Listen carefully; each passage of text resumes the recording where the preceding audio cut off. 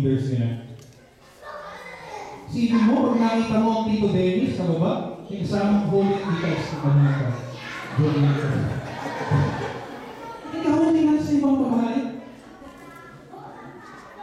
Pustahan tayo, ikaw pa ako ng chismoso magkikwento eh. Diba? Tapos sasasabihin mo pa, ako, hindi na ako mag-attend dyan. Ganun pala. That's because we are focused on our leaders. But once we overcome this hump and realize that it is God that we are serving, we will carry on. We will correct Him. And we will not allow a leader to lead us na alam namin may kasalanan. But we will not lead community. Diba? Stand up for the community. Another point of reflection that everybody needs to understand. Isa lang ang community natin.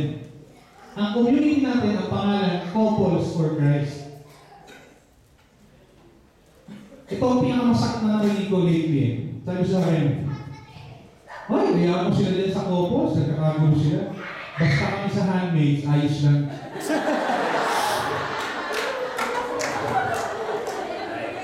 Totoo to! What we fail to understand, mapa-handmaids of the Lord ka, mapa-singles for Christ ka, mapa-youth for Christ ka, kids for Christ ka, servants of the Lord. We are all members of Couples for Christ. The community is Couples for Christ. The ministry that you are serving, handmaids, KFC, SFC, etc. And I want to make that clear. Ayos na kami, kuya. Ayos na kami dito sa chapter namin. Bakit? Ay, mga CFC lang naman nagkakagulo. Basta kami dito sa singles. United kami, kuya. Buti na lang, hindi na ako nagmumura. Kasi ang sakit nun. Siyempre mo, hayaan mo yung magulang mo mag-away. Ayos lang kami. Basta binibigyan na kami ng baon. Diba? So I stand up and fight for community. The enemy will try to rob you of the opportunity, SFCs, to become Couples for Christ members. Sa SFC, pansinin mo, daming matandang binata at matandang dalaga. Sabi niya siya, aray. Wala akong natatamaan. You know why?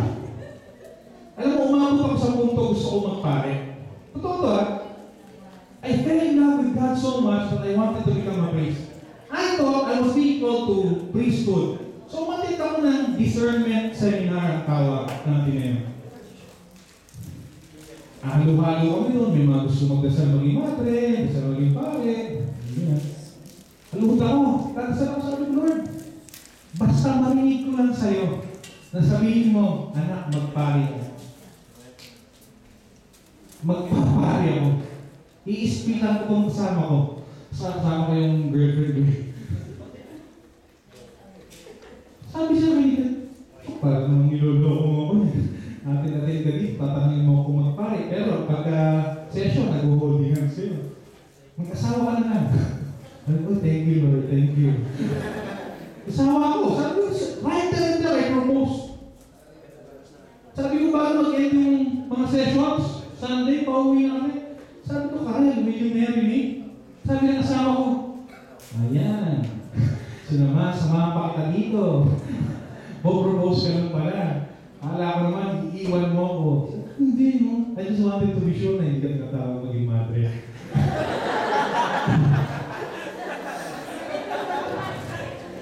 For as long as it is God who called, I beg of you, follow. Follow.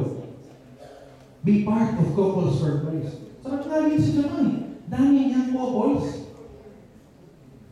Stand up for community.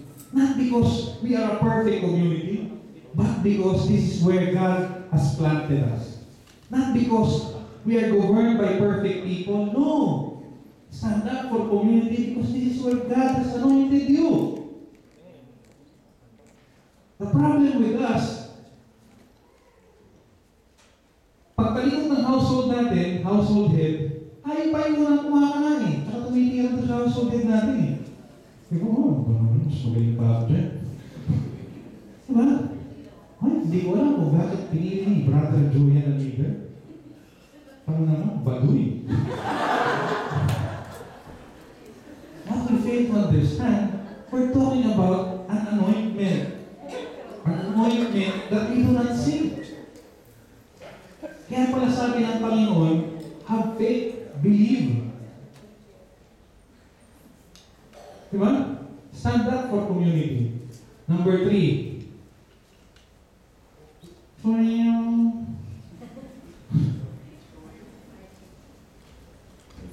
Mali itong PowerPoint. Pero pwede na. Yung number 3 yan. Sige. We believe. Sino dito ang naniniwala that God will heal them? Pasa naman. God will heal you. Kasakit ka, God will heal you. Kung among you here, you put your hands up. Believe that someday, God will bless them with a Christ-like spouse. Pasa naman. Sa Tagalog, sino dito naniniwala makakapag-asawa siya? Sige na, pag hindi ka nagtaas ng kamay, hindi ka makakapag-asawa. Dalawa na. Okay. May isa dito, ha?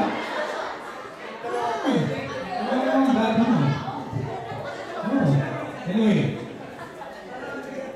sino dito ang naniniwala that God will not allow a day na hindi ka nasasabihan ng Panginoon, I love you, taas ang kamay. Ibig sabihin, sino dito ang araw-araw nagdadasal? Baliktad dito ako. Sino dito ang hindi nagdadasal? Wala naman nagtaas ang kamay, di ba? Brothers and sisters, if we are SFCs, soldiers for Christ, we need to take on the full armor of God and start believing. Start believing.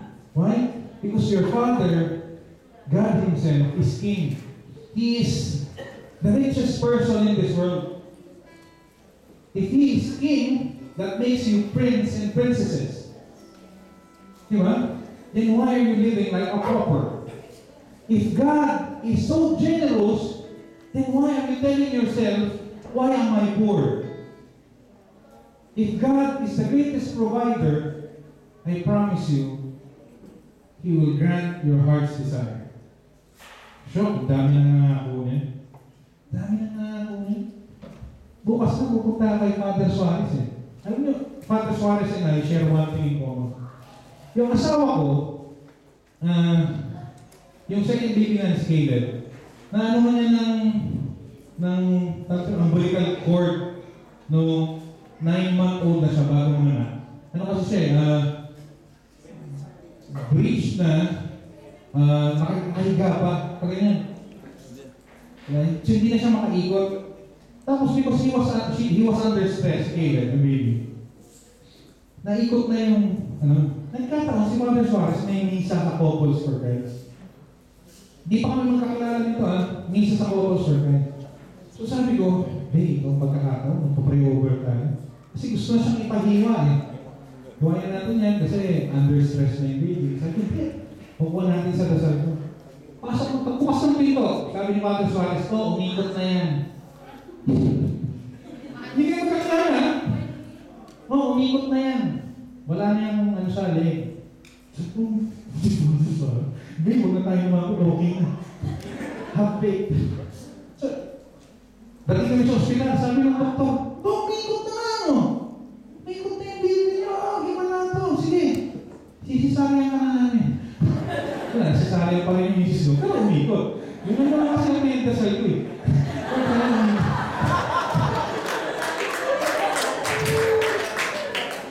Kaya kayo, pag nagdasal kayo, siguraduhin nyo talaga, Lord, bigyan niyo po ako ng asawa. Kasi hindi ka magdasal na. Diba? Sinabi mo lang. Be specific in your prayers. Believe. Believe, brothers and sisters, that He died, rose again, and gave you new life.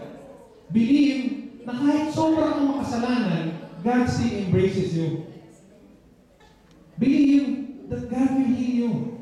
Believe that God will provide for you. one of the I lead a household in the Philippines. My household is quite extraordinary because my household are composed of 7 couples that are young leaders of the community. But they all have one thing in common. 1 year and a half ko na silang household members. Lahat sila walang anak. And every month, pag hindi tinadatnan si sister, everyone in the household parties, yes, this na.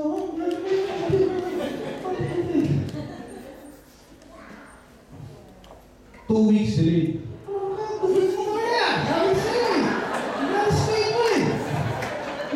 Yung iba gumagano.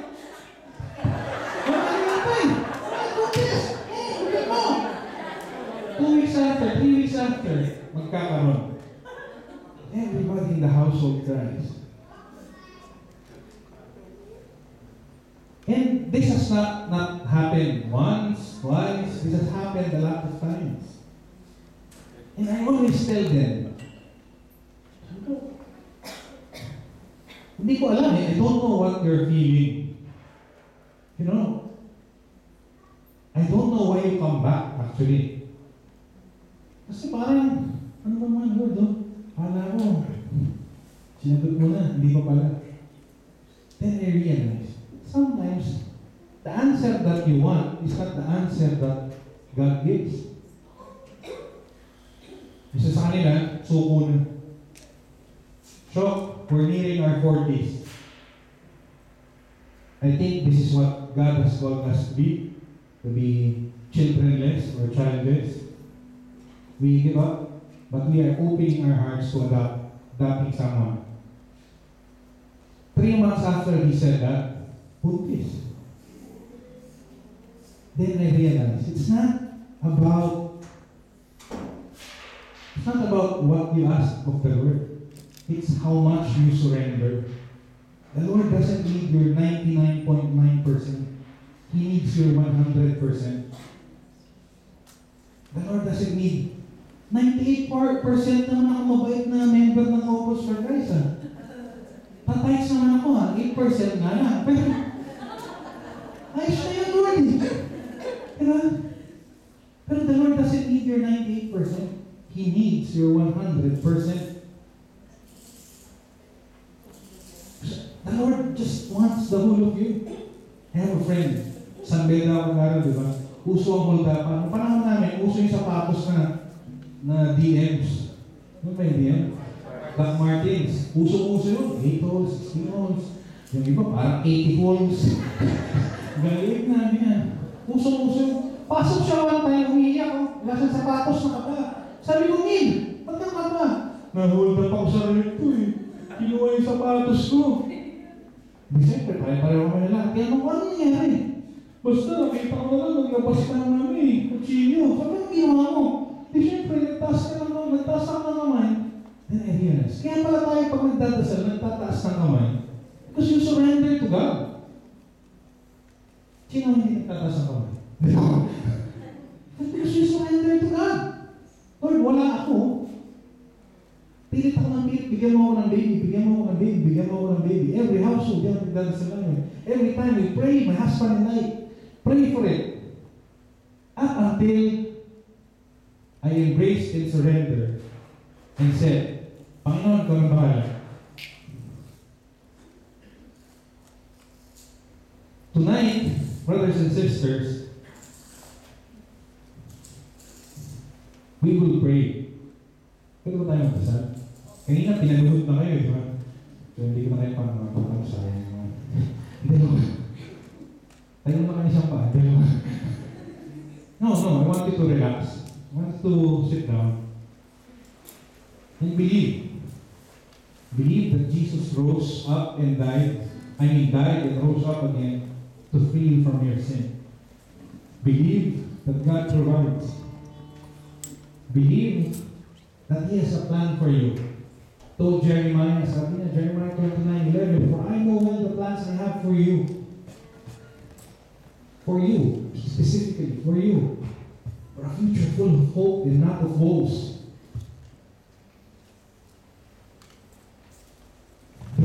God provides. Believe that He has a plan. Believe that He is present every time you meet Him in the Holy Eucharist. Believe that He is there. Believe that He forgives and that He embraces you through confession. Believe. Believe that God is God. He is mightier than anyone you know. Believe that He will make you stand. Heavenly Father, as we come to you tonight, we come believing, Lord Jesus. We believe that you love us very, very much. We believe, Lord God, that reading from St. Paul's letter to the Romans, Lord God, that nothing, Lord God, can take us away from you. Nothing can take us away from your love. Lord, you know the sins that I hide. Lord, alam nyo that after couples surprise, after we attend their households, mabalik pa rin sa dati namin ginagawa. But still you embrace us back every time. Lord, you know the selfish plans that I have. Still, Lord God, you find time to shower me with blessings and be gentle to me. Lord, you know the prayers of my wife and that I recite, Lord God, in the silence of my room. The silence of our room, Lord Jesus. Lord, you know how much we love our families in the Philippines. Kahit hindi kami nakakatawag, Panginoon, hindi kami nakakasulat, hindi kami nakakatawag for the longest time, we believe, Lord God, that you are embracing them, as you are embracing us tonight. Lord, we are here to make a stand. And we know that despite of all the things that we have done, despite of everything, Lord Jesus, that drags us down, we will be able to stand, Panginoon, because we believe. Lord, I pray for my brothers and sisters here in Japan. Ask the Lord for the outpouring of your Holy Spirit. Ask the Lord for healing. I ask the Lord for mending of hearts. Ask the Lord for acceptance. Ask Lord Jesus for humility. Ask Lord God for providence, for blessings upon blessings. Ask the Lord for strength for those that are weak, especially those that are weak against temptation. Ask the Lord for the zeal and the fire, Lord God, to serve you, Lord. Ask the Lord that you make my brothers and sisters believe, make them stand, Lord God. Make them worship you. Hallelujah, hallelujah. Worship at your throne, whisper my own love song. With all my heart I sing, for you my God and King. I live for all my days to put a smile on your face. And when we finally meet, you'll be for eternity.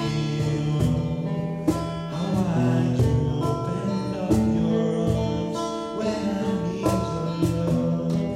How far you have gone. If ever I was lost, you said, oh, you feel for me. Soon I in love. You showed me through the cross.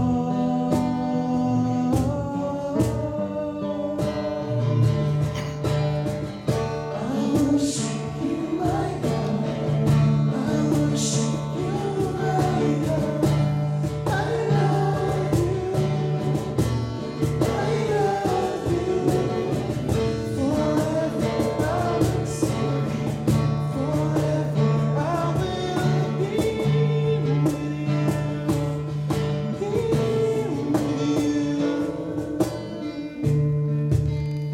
Lord, We pray for this. We pray, Lord, for our church leaders, first and foremost.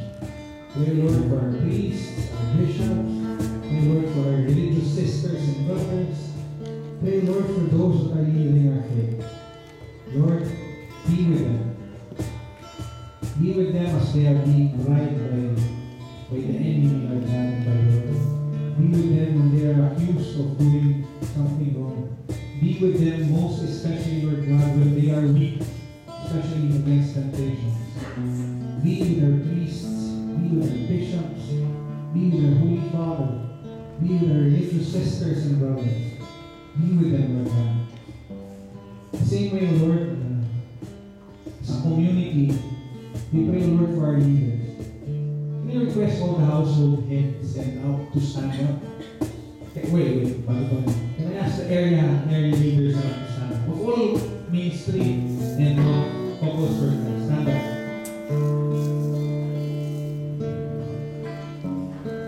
Doon sa mga nakaupo, can I ask you to extend your hand against our brothers and sisters? Pray for them. Lord Jesus, in a very special way, we come to you tonight. We pray, Lord, for our titos and titas, our ates and kuyas, Lord God. Ask, Lord, that you bless our leaders, Lord Jesus.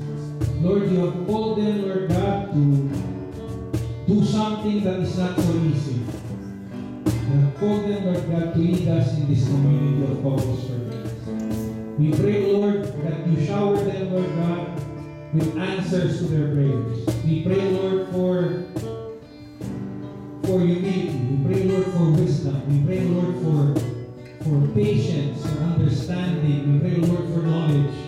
May you pour upon them your Holy Spirit. Allow them, Lord God, to come to you daily, Lord God, in prayer. For we know, Lord God, that the praying leader can only lead us closer to you. Amen. To them.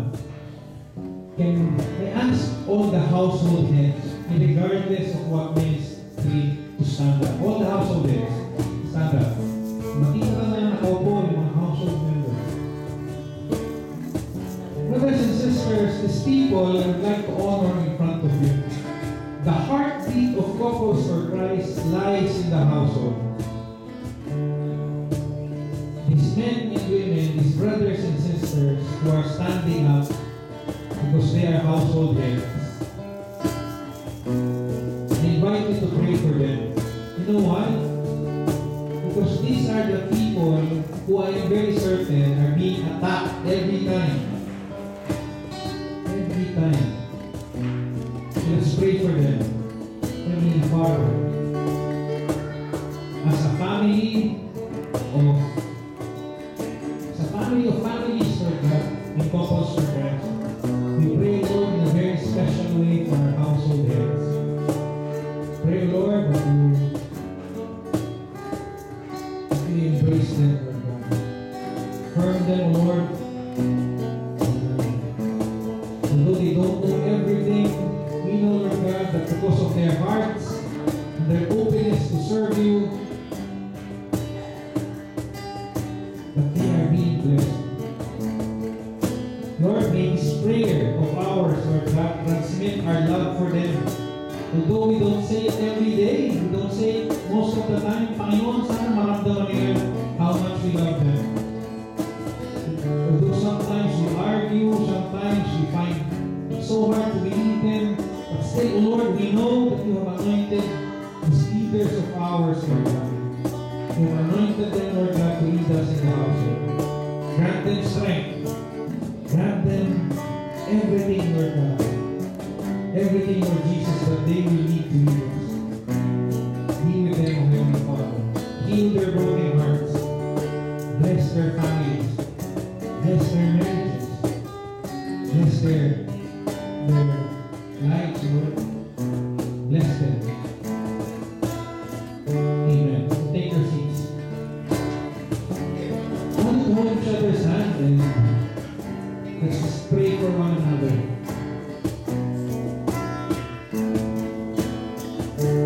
Lord God, we pray for each other. Pray, Lord, for each other not because we have the time, but because we are brothers and sisters here in Couples for Christ.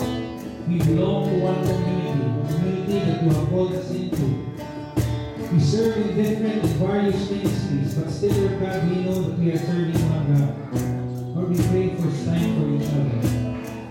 We come to you in worship. We come to you, Lord God, in humility. We come to you, Lord Jesus, empty. Ask, Lord, for the outpouring of your Holy Spirit. May you fill our hearts, Lord God, with love. May you fill our hearts, Lord Jesus, with patience. May you fill our hearts, Lord God, with abundant joy, Lord God. Joy that never ends. Joy that is everlasting, Lord God. Our community is not perfect, but still, Lord God, we know, Lord God, that you will bring us closer and closer to you every day. Just worship you, brothers and sisters, in the silence of your hearts. We invite you to pray for one another.